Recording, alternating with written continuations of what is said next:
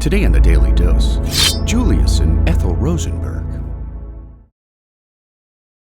Soon after the end of World War II, wartime allies, the Soviet Union, and the United States began to buck heads over ideological differences between communism and democracy, igniting a Cold War standoff that would rage for the next 45 years.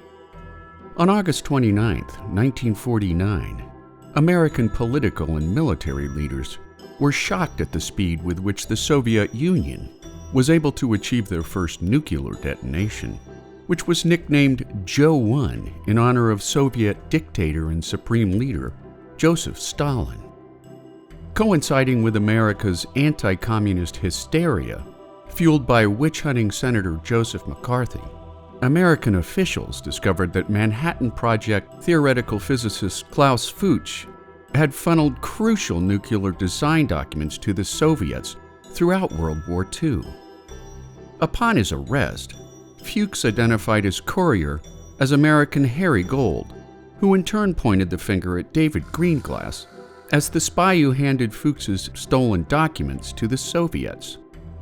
The finger-pointing continued to escalate when Greenglass named his sister Ethel's husband Julius Rosenberg as the ultimate handoff man to Soviet spy Anatoly Yatskov.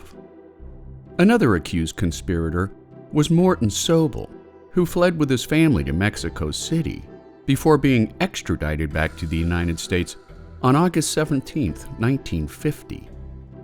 Avowed communists Julius and Ethel Rosenberg proved to be uncooperative on the witness stand, pleading the U.S. Constitution's Fifth Amendment against self-incrimination.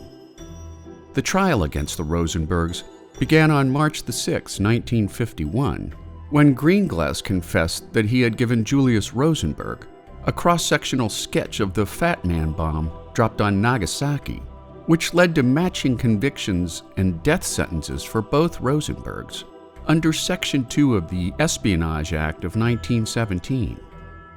The U.S. government later offered to spare the Rosenbergs' lives in exchange for an admission of guilt and the names of other spies, leading to a public announcement from the Rosenbergs that stated, "By asking us to repudiate the truth of our innocence, the government admits its own doubts concerning our guilt.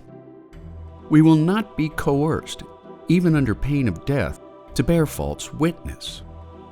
Many around the world professed that the Rosenbergs were innocent and were simply scapegoated on the grounds of anti-Semitism and America's anti-communist paranoia, including such notables as Albert Einstein, Jean-Paul Sartre, Pablo Picasso, and Dashiell Hammett.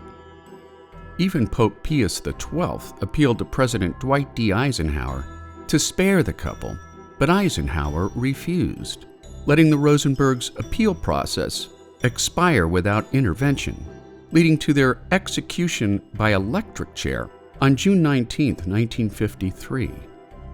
Funeral services were held in Brooklyn on June 21st, which was attended by 500 people at a Jewish cemetery in Pine Lawn, New York, while some 10,000 others paid their respects from outside the cemetery gates.